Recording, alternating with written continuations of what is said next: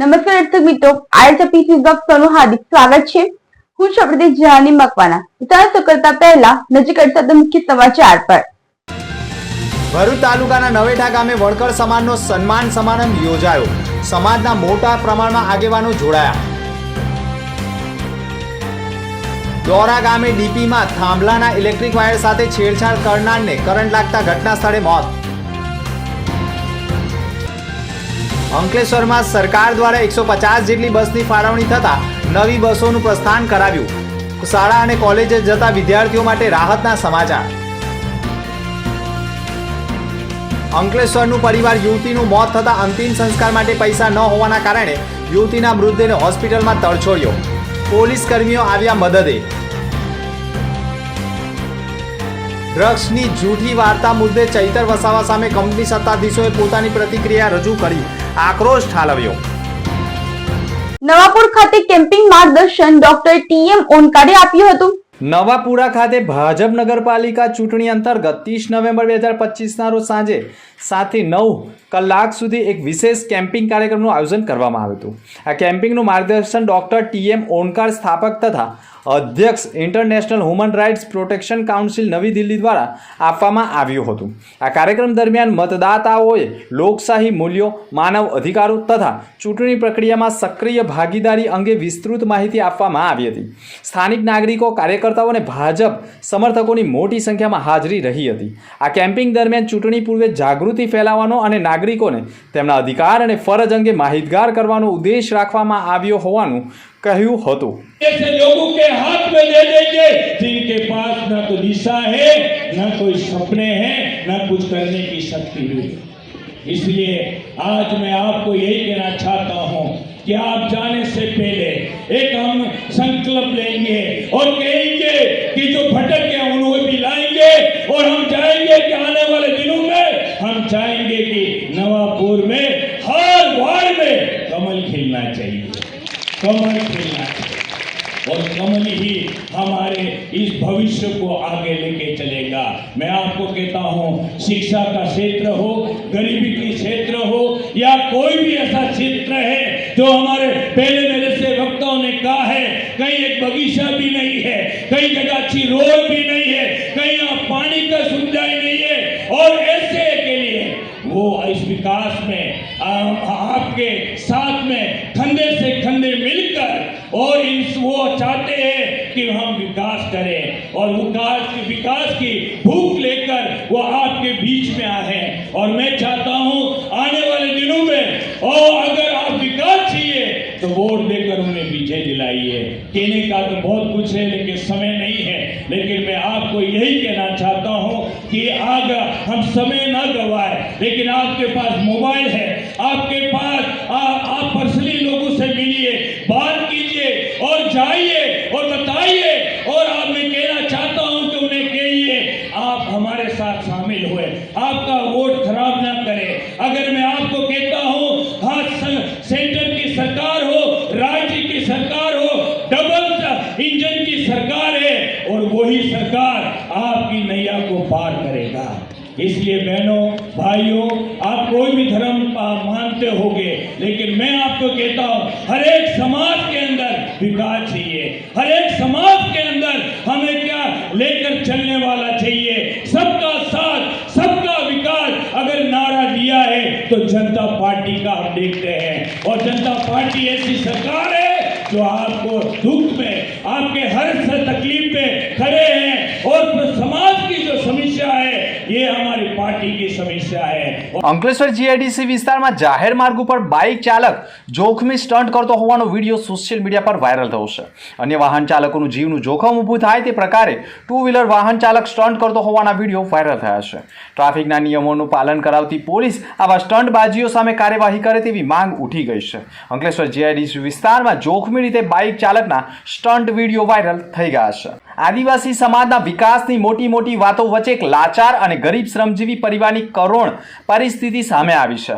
ભરૂચના અંકલેશ્વરની એક 22 વર્ષીય યુવતીનું સુરતની નવી સિવિલ હોસ્પિટલમાં મૃત્યુ થયા બાદ પરિવાર પાસે અંતિમ સંસ્કાર કે મૃતદેહ વતન લઈ જવા માટે પૈસા ન હોવાથી તેઓ મૃતદેહને વોર્ડમાં જ તડછોડીને જતા રહ્યા હતા.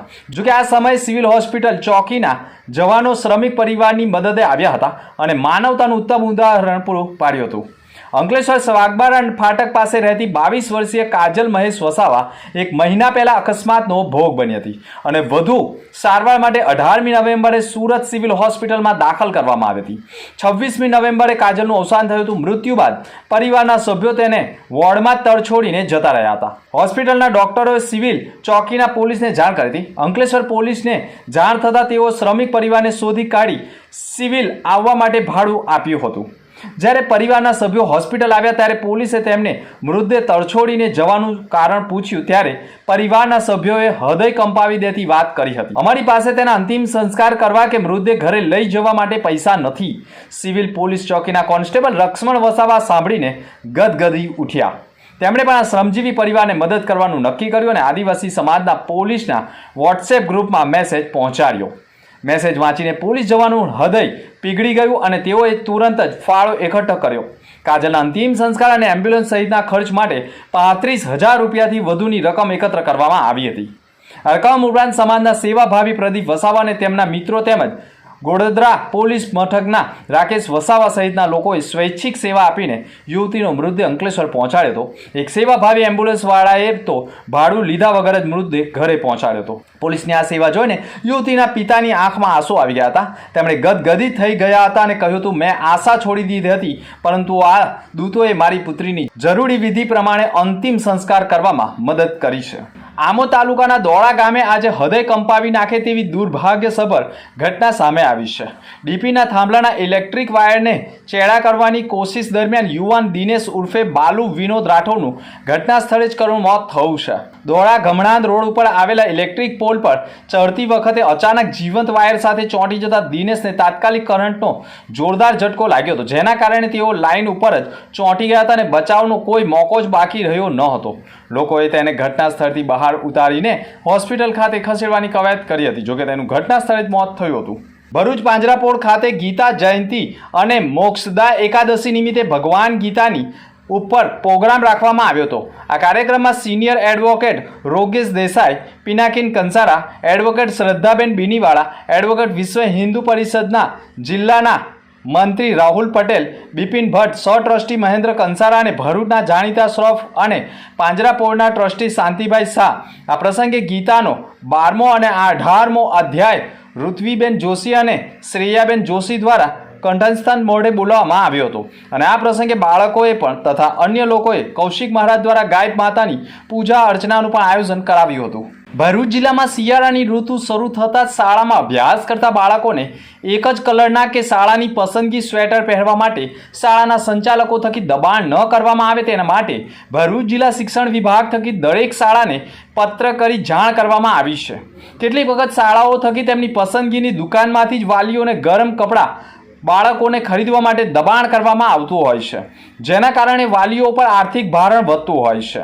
શિક્ષણ વિભાગ આવી કોઈ પણ જાતનું દબાણ વાલીઓ પર ન થાય તે માટે દરેક શાળાને પત્ર કરી કહ્યું છે કે શિયાળાની ઋતુમાં ઠંડી પડી રહી છે. આવા સંજોગોમાં વિદ્યાર્થીઓ પોતાના ઘરેથી જે પણ ગરમ કપડાં પહેરીને આવે તેને માન્ય રાખવા તેમજ કોઈ પણ શાળા વિદ્યાર્થીને ચોક્કસ પ્રકારના કે રંગના ગરમ કપડાં પહેરવાની ફરજ પાડી શકશે નહીં. તેમજ ઋતુ આધારિત આ સૂચનાનું કાયમી ધોરણે પાલન થાય તે તાકીદ કરવામાં આવ્યું છે. અંકલેશ્વરમાં ભગવાન બિરસા મુંડાજીનું 150મી જન્મજયંતિની ઉજવણીના ભાગરૂપે બસનું લોકાર્પણ કરવામાં આવ્યું હતું. લોકલાડીલા ધારાસભ્ય ઈશ્વર પટેલના હસ્તે આદિવાસી વિસ્તાર અર્થે બસોનું લોકાર્પણ કરવામાં આવ્યું છે. સરકાર દ્વારા 150 જેટલી બસો આદિવાસી વિસ્તારમાં ફાળવવામાં આવી હોવાનું સામે આવ્યું છે. આદિવાસી દીકરા દીકરીઓના વિકાસ અને અભ્યાસમાં તકલીફો ના પડે તે હેતુસર બસો ફાળવવામાં આવી છે, જે બસોનું પ્રસ્થાન ધારાસભ્ય ઈશ્વરસિંહ પટેલે કરાવ્યું હતું. ડ્રગ્સ અને દારૂ મુદ્દે સરકાર અને પોલીસ પર સતત આક્ષેપોની હાળમાળા ગૂંથતી આમ આદમી પાર્ટી આજે પોતાના જ આગેવાનોના કાંડોમાં ફસાઈ ગઈ છે. પાનોલીની ઇન્ફિનિટી રિસર્ચ એન્ડ ડેવલપમેન્ટ કંપનીને લઈ ડેડિયાપાડાના ધારાસભ્ય ચૈતર વસાવાએ કરેલા આક્ષેપો કંપનીના નવા ડિરેક્ટરો દ્વારા પાયાવિહોણા ગણાવવામાં આવ્યા છે. કંપનીના ડિરેક્ટર અવિનાશ પટેલે કહ્યું હતું કે આ કંપની બેંક ઓફ કર્ણાટક પાસેથી કાયદેસર હરાજીમાં ખરીદી છે. જૂના ડ્રગ્સ કેસ સાથે અમારે કોઈ સંબંધ નથી. જ્યારે અન્ય ડિરેક્ટર હસમુખભાઈએ પણ કહ્યું હતું કે ચૈતર વસાવા અને આપના પર આરોપ મૂક્યો હતો કે સરકાર વિરુદ્ધ લડવાના મુદ્દા ન હોવાથી ફેબ્રિકેટેડ ન્યૂઝ બનાવી પોલીસ અને સરકારને બદનામ કરવાની કોશિશ કરે છે. આપનું નૈતિક પાર્ટ ફેલ પોતાના જ આગેવાનો દારૂકાંડમાં ઝડપાયા છે તેવા આક્ષેપ થયા છે. એક તરફ આપ જાહેરમાં નૈતિકતા અને સિસ્ટમ સામે લડતની વાત કરે છે, પરંતુ બીજી તરફ તેમના જ પોતાના જ હોદ્દેદારો દારૂના કૌભાંડોમાં ઝડપાઈ રહ્યા છે.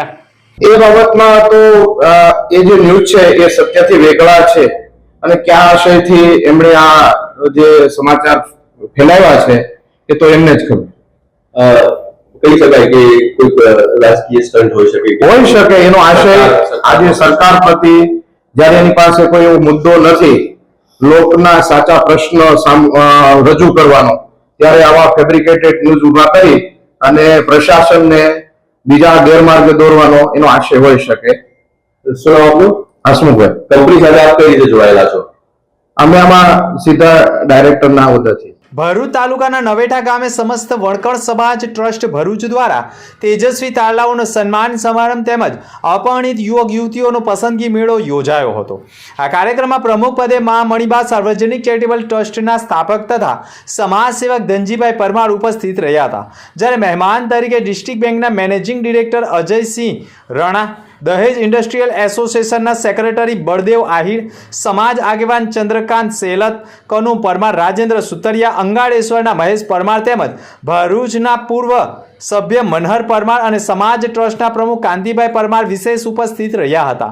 કાર્યક્રમની શરૂઆત દીપ પ્રાગટ્ય અને ડોક્ટર બાબા સાહેબ આંબેડકર તથા ગણેશજીના ફોટાને પુષ્પમાળા અર્પણ કરીને કરવામાં આવી હતી. સમાજમાં મહત્વપૂર્ણ યોગદાન આપનારા દાતાઓ અને આગેવાનોને સાલ ઓઢાડી સન્માનિત કરવામાં આવ્યા હતા. આ પ્રસંગે સમાજના તેજસ્વી તારલાઓનો એવોર્ડ આપીને ખાસ સન્માનિત કરાયા હતા. આ કાર્યક્રમમાં સમાજના વિદ્યાર્થીઓ, અપરિણિત યુવક યુવતીઓ તેમજ સમાજનો મોટી સંખ્યામાં ઉપસ્થિત રહ્યા હતા. अंत मुख्य समाचार पर पड़ी एक नजर. ભરૂચ તાલુકાના નવેઠા ગામે વણકર સમાજનો સન્માન સમારંભ યોજાયો. સમાજના મોટા પ્રમાણમાં આગેવાનો જોડાયા. દોરા ગામે ડીપીમાં થાંભલાના ઇલેક્ટ્રિક વાયર સાથે છેડછાડ કરનારને કરંટ લાગતા ઘટના સ્થળે મોત. અંકલેશ્વરમાં સરકાર દ્વારા 150 જેટલી બસની ફાળવણી થતા નવી બસોનું પ્રસ્થાન કરાવ્યું. શાળા અને કોલેજે જતા વિદ્યાર્થીઓ માટે રાહતના સમાચાર. અંકલેશ્વરનું પરિવાર યુવતીનું મોત થતા અંતિમ સંસ્કાર માટે પૈસા ન હોવાના કારણે યુવતીના મૃતદેહને હોસ્પિટલમાં તડછોડ્યો. પોલીસ કર્મીઓ આવ્યા મદદે. ડ્રગ્સની જૂઠી વાર્તા મુદ્દે ચૈતર વસાવા સામે કંપની સત્તાધીશોએ પોતાની પ્રતિક્રિયા રજૂ કરી આક્રોશ ઠાલવ્યો. તો હતા સમાચાર. નવા સમાચાર સાથે ફરી મળીશું. નમસ્કાર.